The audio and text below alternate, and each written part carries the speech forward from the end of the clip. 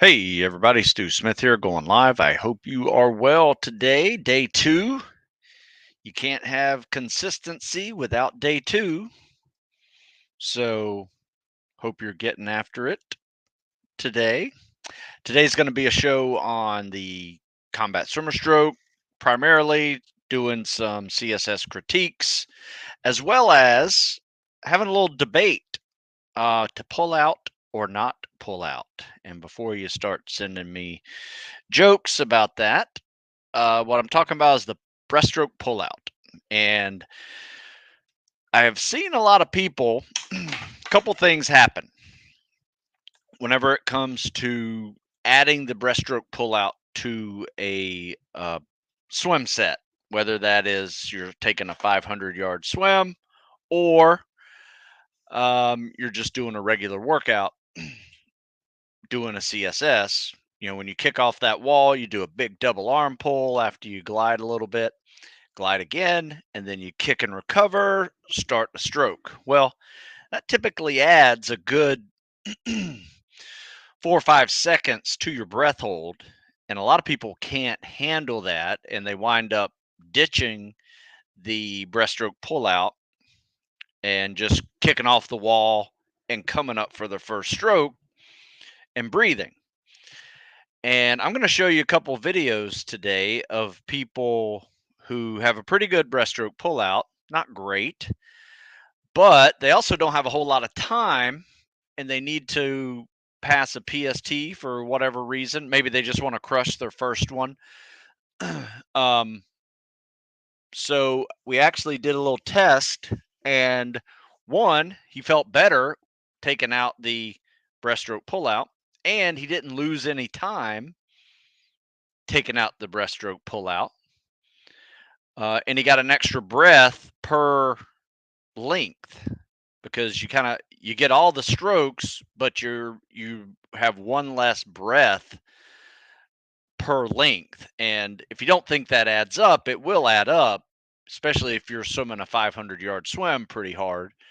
You will see some fatigue and your heart rate gets higher and you're just burning a lot of glycogen in that situation, and you have to replenish it for the rest of the PST. So my process of teaching PST strategies has always been try to make that swim as efficient as possible, so there is a conservation of energy done in the pool so you can crush all the other activities after the swim, as if you didn't even swim prior to it. So that has been my goal in teaching this, especially to non-swimming athletes, because not a lot of non-swimming athletes go on to go to buds. It's not all swimming athletes, though there's a good percentage of them that are.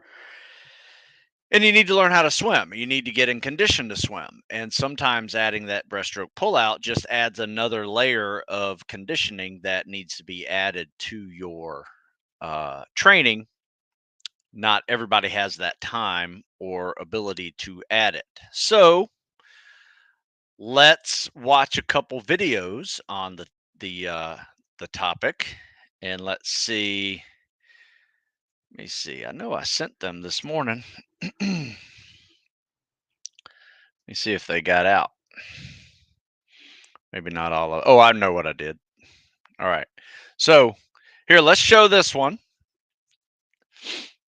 Let me pull it up here. Turn my volume.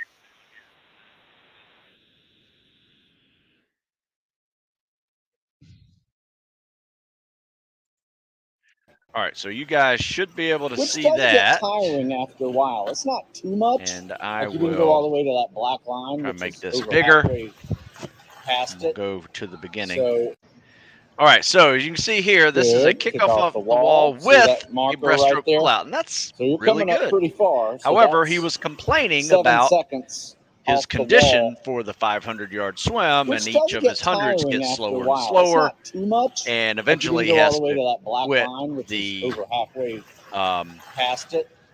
So he has to quit doing the breaststroke pullout, because it's just not sustainable for him. You do glide a But long as you can time see there. here, this is a So really you're good going way past CSS. that In fact, marker. let's break down the You don't have, CSS a little bit like you while we didn't got go a all the way up chance. pretty So we got, far. So that's oh, he's on a strong 7 side, weak side seconds combo off here. the So wall, you can which see does here we get got a top tiring after a arm, while. It's bottom not too arm, much.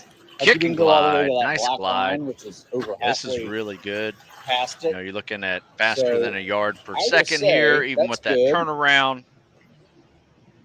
Breaststroke You pullout. do As you glide can a long see, time there. that breaststroke pullout So is you're going way past that marker. You don't have um, to. In fact, we may try you know, it another takes a long time. 50 In fact, let's measure it without the because people don't believe me when I say it. All right, so I'm gonna start off here. Here's 0 seconds. good. Kick off the By the time he wall. comes See up that for his marker first right there? breath, it So you're coming is up pretty far. So that's 7 8 seconds. seconds. So Coming eight up pretty seconds far. in, So that's 7 seconds. maybe Coming up pretty between far. 7 So and 8 that's seconds, he comes up for his 7 first breath. seconds off the wall, which does This is get a really good tiring stroke. after I a actually while. have It's not nothing too to much. fix Like you on this didn't go all the stroke. way to that black Top arm, line, which is over bottom arm, halfway kick. What I'm past trying it. to do with him is just to So help him I will strategize say that's how to good. better take this 500-yard swim and whether or not he You needs do to glide a add long time there. this little section So here. you're going way So past that marker. You don't have let's to. In fact, we may do try this because another I think I 50 have his without the. Let um, me see. I think I have his next one where we did not do the pull out. There, here we go. All right, this is awesome. So I posted this one up earlier this week and started the debate. Maybe I sent it last week. I can't remember. So check this out, and we're going to see that it's really not a whole lot different. In fact, he comes in hitting his breaststroke at about that same time. So I'm gonna have to rewind this thing here. Let me see. All right, so it kicks off the wall and goes right into the stroke. So you can see all he really did was came up to breathe about a body length sooner than he normally did. And the neat thing about this, the first video I showed you was 47 seconds, and this one is 48 seconds. Um, so he really didn't lose any time on that. A matter of just turning around a little slower than on one of them. But yeah, this is a really good swim, and I think this is going to be a better strategy for him. He now likes to do the CSS without the breaststroke pullout. So let's just count strokes. So there's your first stroke and a breath, two strokes, three strokes, four, and five. Nice. Easy day. I mean, that's pretty good. And that breaststroke pullout, if you count the breaststroke pullout, it was the same. He got five strokes, but only four breaths. This time he got five strokes and five breaths. It makes a difference in how you do that. And it adds up in a 500-yard swim, getting that extra breath.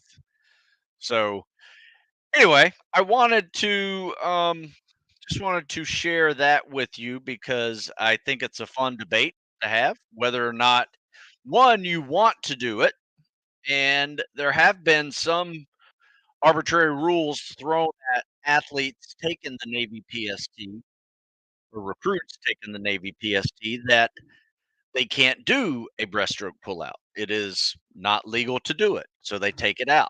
Um, arbitrary rules, I mean, are like you can't swim with goggles, you have to be facing the side of the pool the entire time. So that means you got to switch strong side, weak side. These are just some rules that are not universal. They are really kind of dependent on the event and the person who is grading the test. So stand by. you may have to do a PST in the future without the breaststroke pullout. So practice both and see, but also test both and see, because if you're not testing, you're only guessing. And what can happen then is, you think you're going to be so much slower, you get in your own head and you wind up, not doing as well as you could, or you just don't even know it's even possible to be able to practice it with or without it. So it's up to you. From what I am seeing right now, from a lot of the non swimming athletes who are not in swimming condition, they tend to like to skip the breaststroke pullout, which is fine. You don't have to do it, but it is definitely something that you need to consider as part of your strategy for testing and training. Do you want to take the extra time of conditioning to get into better swimming shape to be able to handle it? Nothing wrong with that either. All right, let's see. Frank says around 300 yards, I stopped doing the pullout due to getting winded. Yes, and as you can see here, next thing I would recommend, Frank, is um,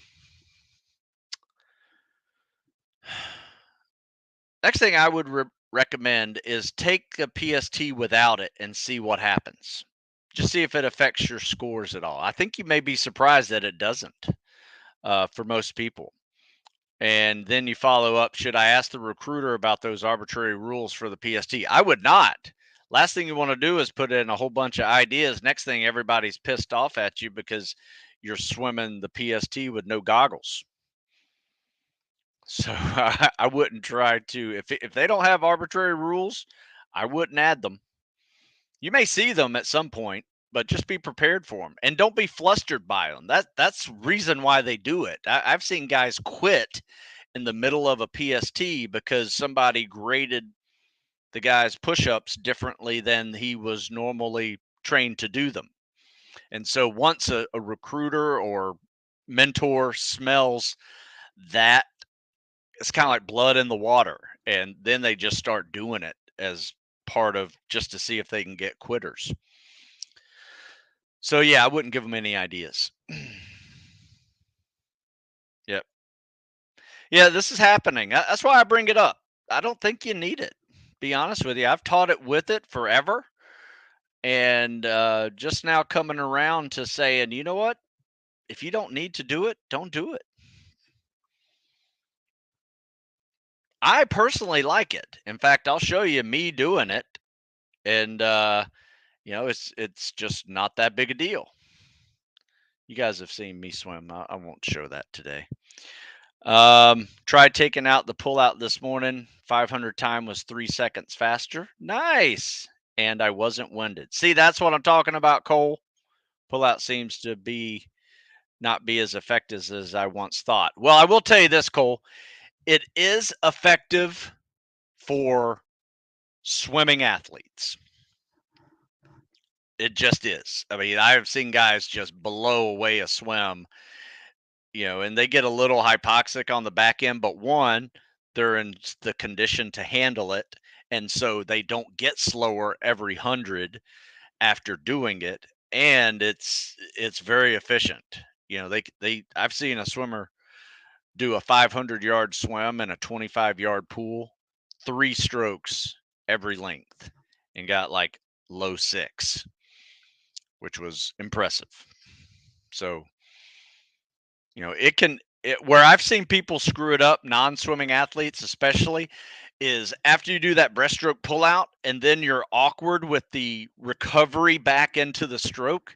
It's like you lose all your momentum off the wall. So the one thing a non-swimming athlete benefits from taking it out is because you're kicking off that wall really hard, really streamlined, as long as you're not plowing the surface, you come up for that first stroke, you've lost no momentum, which is huge because in a CSS, regaining that momentum is not easy. And you'll never be as fast as you are as those first 5 yards off the wall, kicking, kicking and streamlining off the wall.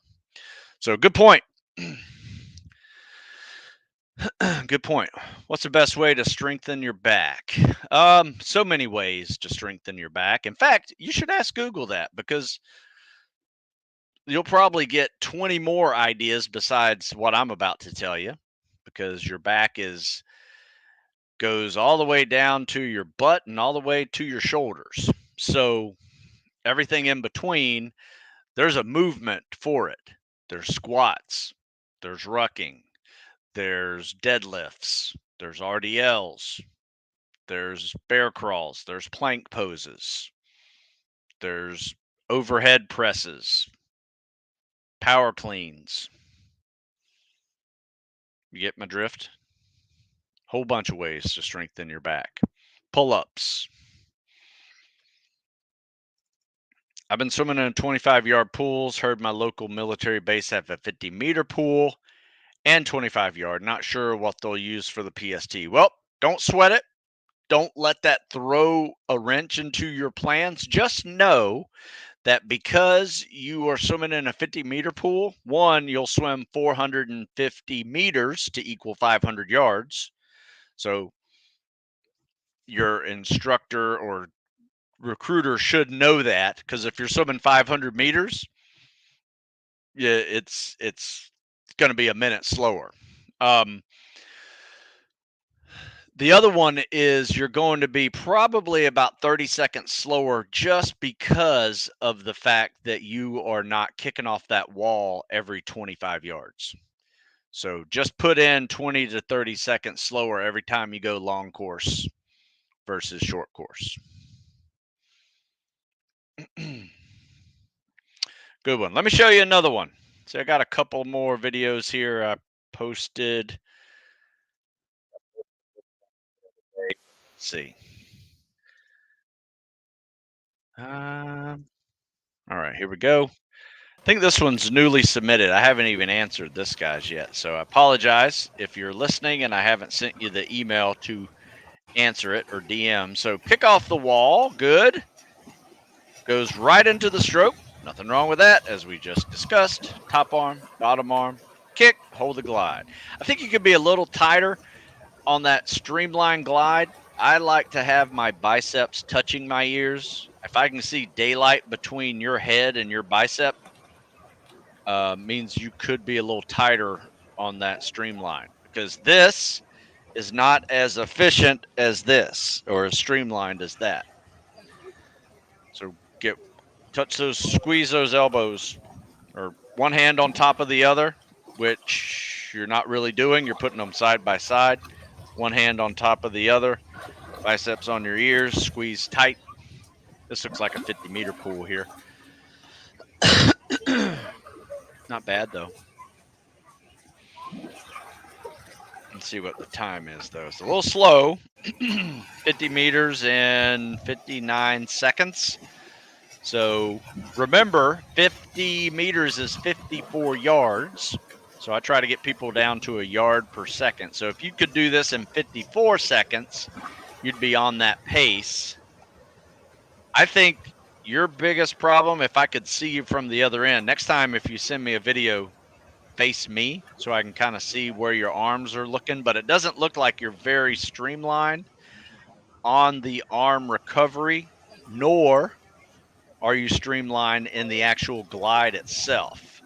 So whenever you recover those arms, top arm, bottom arm, your hands should be touching your chest as you're moving up, not way out here where you're just kind of putting on the brakes when you swim. And from this angle, that's what it looks like you're doing. I'm serious. If your hands don't touch your stomach and your ribs on your way up, you're not streamlined recovered enough. All right, so I'm going to stop sharing this one. That one looked pretty good overall. Just needs to be tighter on the streamline. Do I offer online coaching for preparation for buds? If so, how much? Well, I got multiple programs for online coaching. In fact, if you go to StuSmithFitness.com and you click the coaching mentoring section, you will see it. I've actually been coaching online for 20 plus years. long before it was cool. But I will tell you this, I do have some folks that are preparing for Spec Ops. Most of the folks who do my online coaching are preparing for law enforcement, a lot of FBI agent candidates, and just a lot of people my age or older trying to get fit after heart attacks. So I got all levels. Also got some 65, 70-year-olds that are still competing in triathlons. So I got all types. I do have a few Spec Ops candidates, but I will tell you honestly, most of them are not Spec Ops candidates. I mean, I work out with a whole bunch of Spec Ops candidates. So every week I'm writing new Spec Ops candidate workouts. So I tend to utilize that coaching um, method for my online candidates because I know what's working. I see what's working. Guys are in the pipeline crushing it. I tend to reuse a lot of those workouts and at least intensity of those workouts for online coaching. But just so you know, online coaching is a personalized program where I try to fit your schedule, your abilities, your equipment, your facilities, your time per day, days per week into a program that helps you reach your goal. And that can be any goal from losing 80 pounds to recovering from a heart attack to every single law enforcement spec ops job that there is. I have literally done it all in the last 20 years. Even French Foreign Legion, which was interesting. So, got all types. Any tips or recommendation for someone going SO while in the fleet? Yeah, you just got to have your stuff squared away. You got to be one of the best in your command at whatever you're doing. Make sure your chain of command fully supports you moving forward. You're going to have to sweet talk the community manager to let you go so you can go to buds. And crush the PST because that's going to be your entrance exam to get to buds as a fleet guy. You do anything stupid, chances are it's going to ruin your chances to go to buds. Unless you have a really solid, squared away letter recommendation from somebody in the fleet that has seen you work and turn yourself around. But they're pretty tight on who goes back. All right. Gaining the mobility to get that streamlined position is probably the best thing that helped me with the CSS. 100%. Shoulders were so tight, couldn't get the biceps to the ear position for a while. You know what? That's why we do mobility days for shoulder mobility, for hips, knees, and ankle mobility, and just feeling good. Because if you got some tight hips, knees, and ankles, chances are it's going to affect your treading ability as well.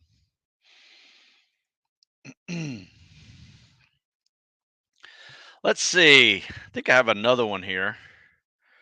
Can't remember which one I just showed you. I think it was this. It was not this one. Yeah. Okay. So I'll show you another one. We'll discuss this one a little bit.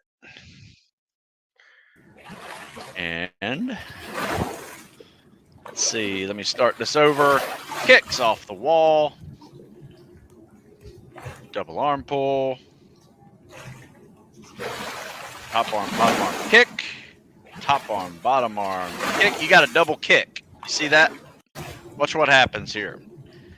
I like the breaststroke pullout. That's smooth, good transition into the stroke. But every time that top arm moves, you kick. And then you kick and recover. But you're not supposed to do that. Now, would anybody call you on it? Chances are, most people don't really know the rules of the CSS. One, the rule is has to be an underwater recovery stroke. I think everybody knows that one. If your arm's coming out of the water, That's a fail. But technically, it's a top arm, bottom arm, kick, and glide, not multiple kicks and glide. Some people get away with little flutter kicks.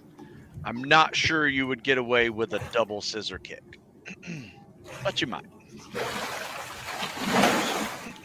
Probably what's happened here is that you learned a little bit about the elementary side stroke, and you took that lesson and you learned the CSS, and you mix the two together, because that is what you're doing. You are basically mixing the CSS and the elementary side stroke together.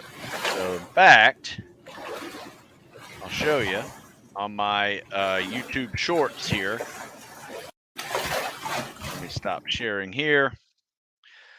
On my YouTube shorts, I have a short little video with the CSS and the elementary side stroke on top of each other.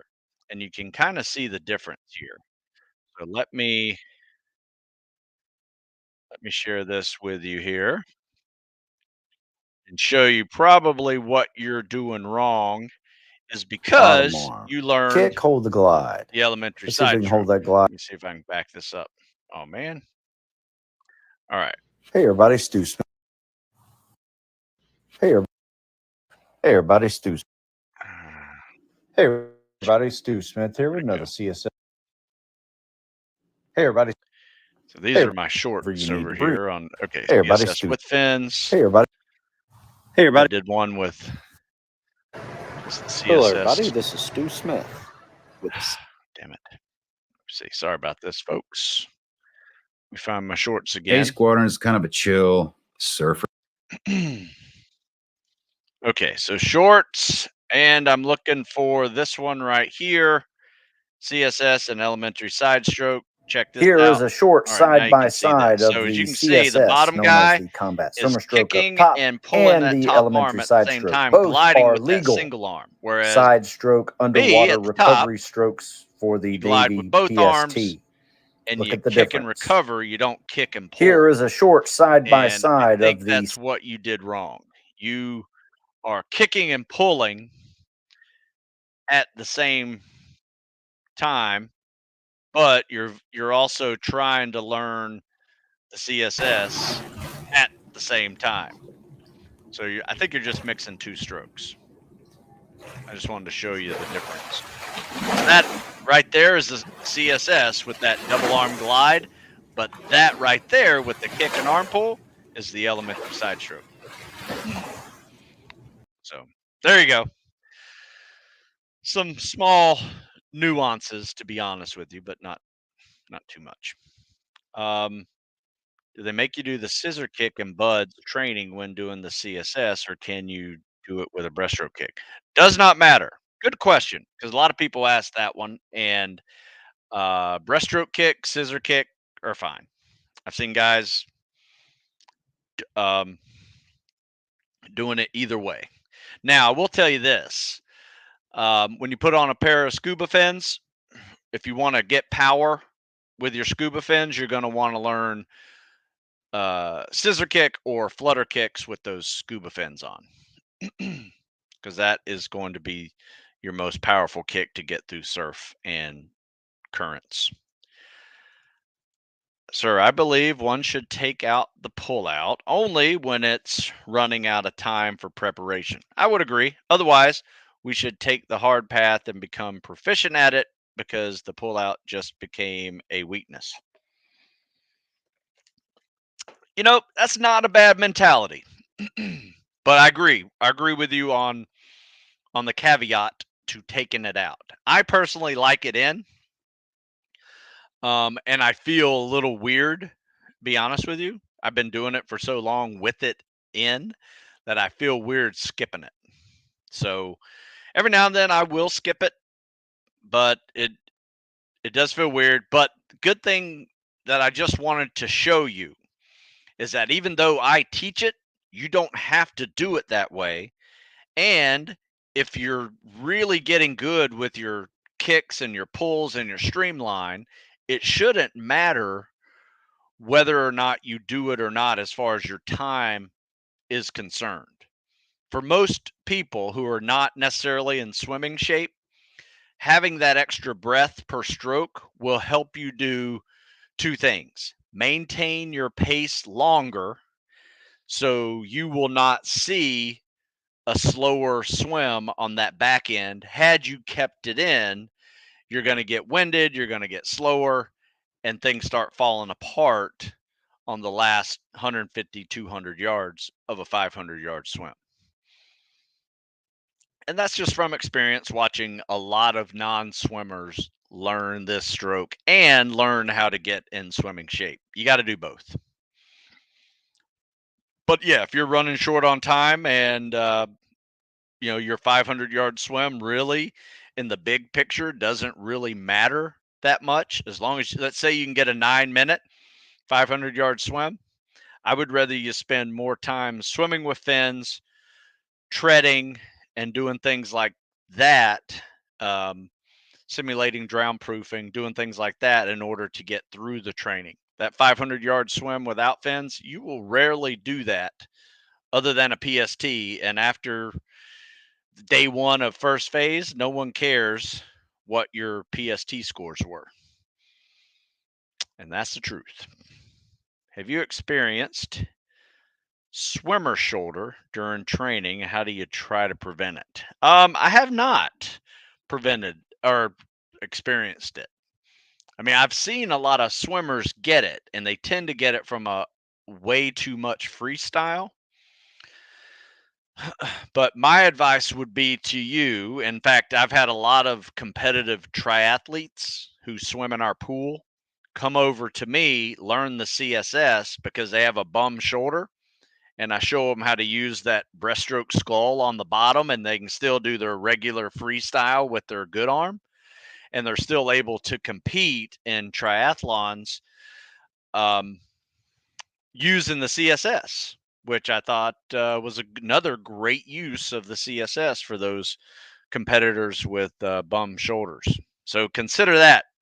Whatever shoulder is hurting you, make it your bottom, and don't make it a full arm pull. Make it just a little breaststroke skull, literally like this. So you see my arm here. So this is stretched out. A breaststroke skull will look like that, not all the way down and all the way up. It's just a little boop, little breaststroke skull while you're inhaling.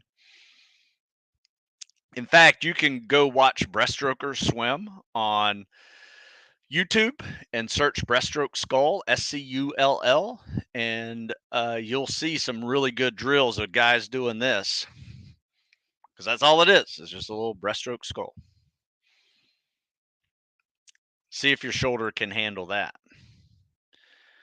All right, you guys have any more questions? I think I've eaten up all the questions and shown all my videos. Still happy to answer questions. We're only 30 minutes in. If you have them, send them. Try to think of some of the common questions I had this week. Told you what I wrote about yesterday. In fact, that may even be up. I wrote about two things yesterday. I actually wrote 2 articles yesterday. All right, so this was a good one. So this is an article I wrote yesterday about mixing programs. A lot of people have problems of mixing programs. So let's say you're on my program and you want to add weights or you want to add a running supplement to it. I talk about that. And or you're on somebody else's program and you have your own weightlifting program that you love to do, and now you're having a hard time mixing it, or you're just blindly doing it. Next thing you know, you do 4 leg days in a row because you weren't paying attention, and you see progress in neither. So that's some of the problems that a lot of people have when they do mix programs. When you mix a generic program like this, right? This may be all you need. You may not need to add more swimming or add more running, but let's say you come from a great running background and you want to add some more miles to it. That's a problem depending on your abilities and what that extra, let's say 30 minutes a day of running is doing to your 2.5 to 3 hours a week, where you could be practicing something else that's a bigger weakness than a current strength, doubling down on a strength. So there's all types of little issues that can occur when you're mixing programs, and it really is dependent on the individual and the situation, and can take 10 different avenues and variables to really determine a proper answer for you.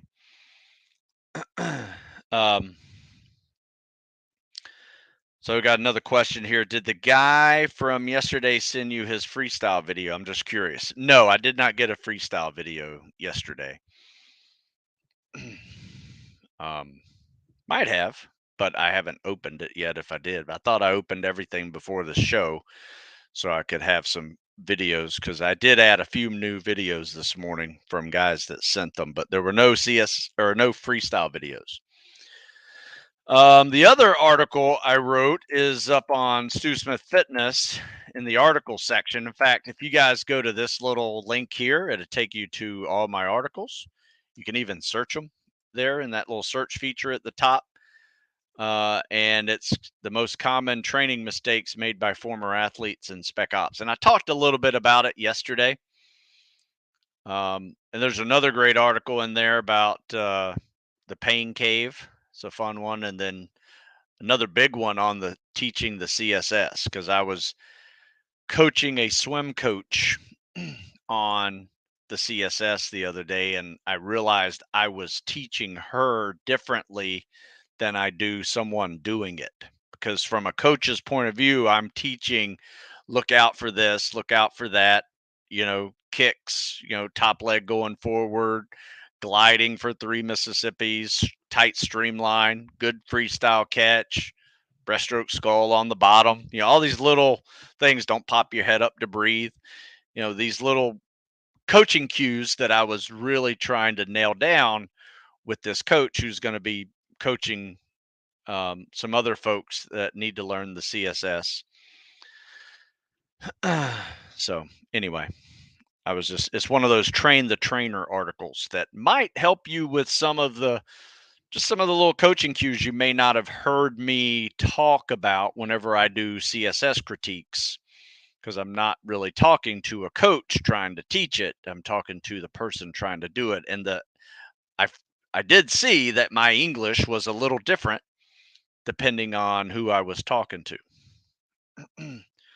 What's the average of guys that train with you? Any older guys, younger guys? We have some guys that are in their teens, 17, 18, probably our youngest. Every now and then we'll get a local kid who hears about us that wants to come out, and he's like 8th grade. And, we have this recently, we have this tough little kid who's a wrestler who comes out, and he's, if he sticks around, he's going to be a beast. One, he's a great wrestler. So those little guys are tough as hell. Now I'm teaching him how to swim in 8th grade. He's just going to be an animal. Older guys, we have guys in the high 20s. So I would say the range goes anywhere from 10 to 12 years, being our youngest guys average around 17, 18, and our oldest guys are 28, 29. Every now and then we'll get some that need age waivers, but just really depends on the time on whether or not they're taking age waivers. But we have everybody in between. I would say most of our guys right now are 21, 22 is the majority of the people. In fact, we had one guy just turned 21 the other day.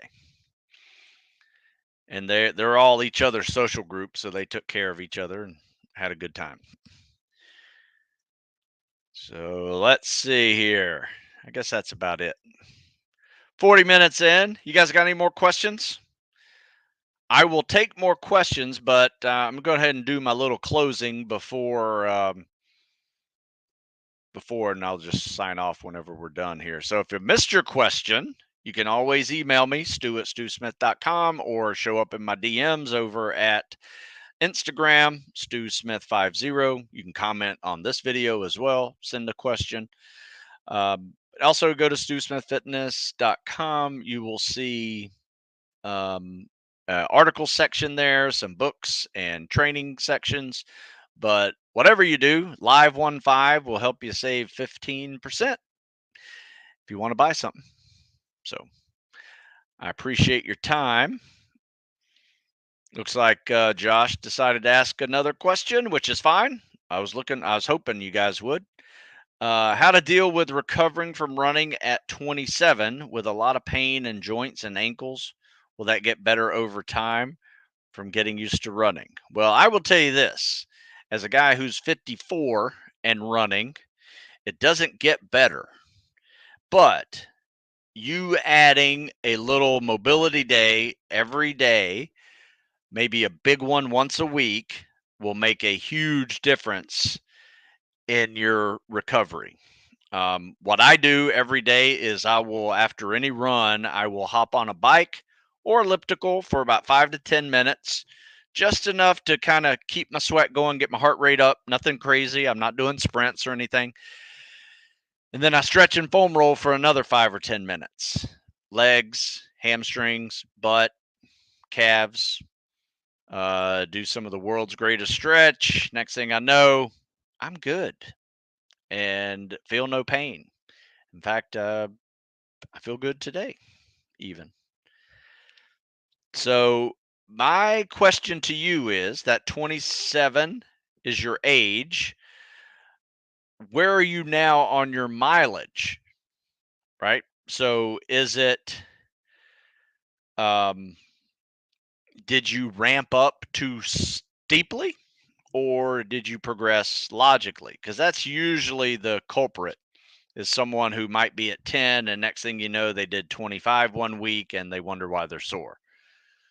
You need to go up about 2 to 3 miles a week for 6-8 weeks before you do 20 plus, in my experience. CSS versus freestyle for 4-mile swim. I'm not sure what this question means. In SEAL training, you have to do the CSS for the weekly 2-mile swim. Now, if you're asking a time differential, I'm always faster freestyle than I am CSS, especially with fins. So I would say most fast CSS swimmers in the class will get 2 miles. That's 4,000 yards in 65 minutes. Some of them break 60 if they're really fast. Remember, we're also wearing a wetsuit, big rocket fins on, not the fast little flippers, and a life jacket. So you got a little more drag on you when you're swimming in the ocean. And these are ocean swims, not pool swims. Versus a freestyle swimmer who may just be out there, nothing on there, but depending on the temperature, might only have a wetsuit and is just crushing it, with little slip-on fins. So we only swim 2 miles with fins. Don't swim it without fins. So once again, that question is a little confusing and incomplete. Still run outside when it is in the 20s and 30s and bundle up, or switch to running inside on treadmills. Well, we do our lifts and runs outside now. After COVID, we were kicked out of our weight room as a group. So we just never went back. And all those pictures you see on Instagram of us lifting in the park, I just put those weights in my truck, bring it over to the park, and next thing you know, we're cranking out our lifts in the fall. That'll go throughout the winter, and we just get it done. 20s or 30s, doesn't really matter. And the way I figured it, we used to be indoors all winter, and if it was 30 degrees, I didn't go running outside. I was on a treadmill. But after that experience, one, I got a little tougher about the cold and realize, you know what, you just bundle up, get it done. It's not that big a deal. And, you know, you're going to work in the cold and the heat at some point in your career if you're selecting one of these tactical jobs. So you might as well get used to doing physical activities inside or outside, regardless of the weather. And we have done it in the snow, in the rain, and hot and humid, and we just get it done regardless. And it's actually a lot of fun. I enjoy it.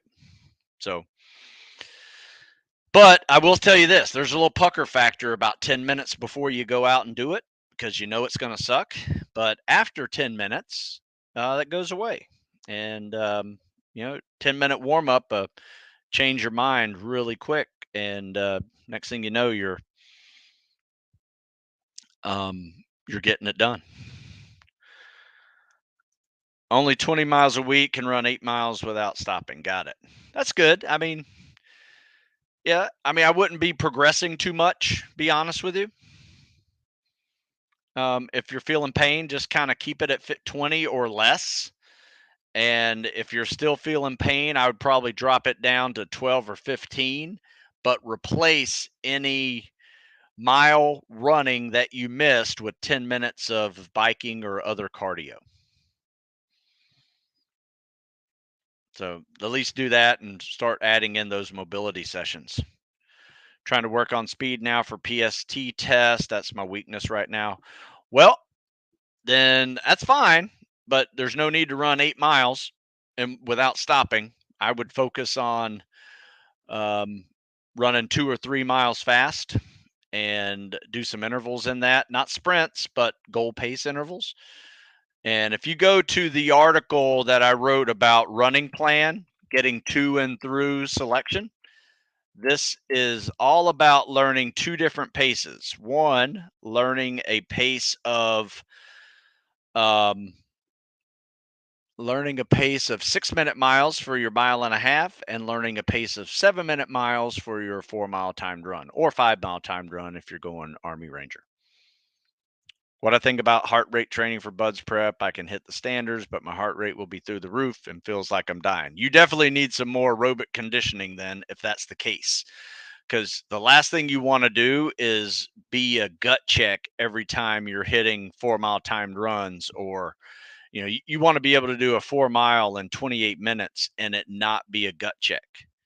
So literally be able to do a 26:30 or 27, but you can kind of coast it in at a 28. Otherwise, every week's going to be a gut check for you. Hard one. Just something to consider. In the training guide, it said a good number of progression is 10% increase. I'm less than 10% with my body. How can my increase our progression from less than 10 to 15%, let's say?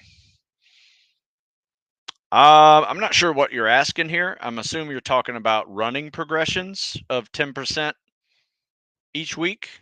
I would say 10 to 15% is a good range of mileage per week. So that means if you're at 10 miles this week, you go 11 and a half next week, 11 or 11 and a half the week after. After that, you go up to 13, right? And just divide or multiply 0.15 by whatever total mileage you are, and just keep adding that. And the progression's going to get bigger each week.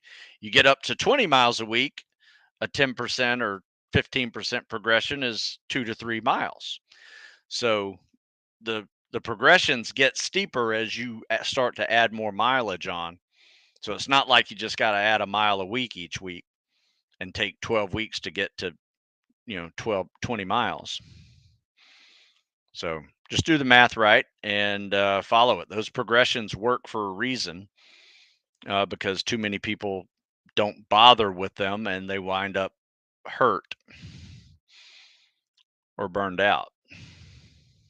So, all right, folks, I need to go and get some other stuff done today. So I appreciate your time. You guys check out stewsmithfitness.com. I got tons of articles over there, programming, and Live 1.5 saves you 15%. I appreciate your time. You guys have a good one. See you next week.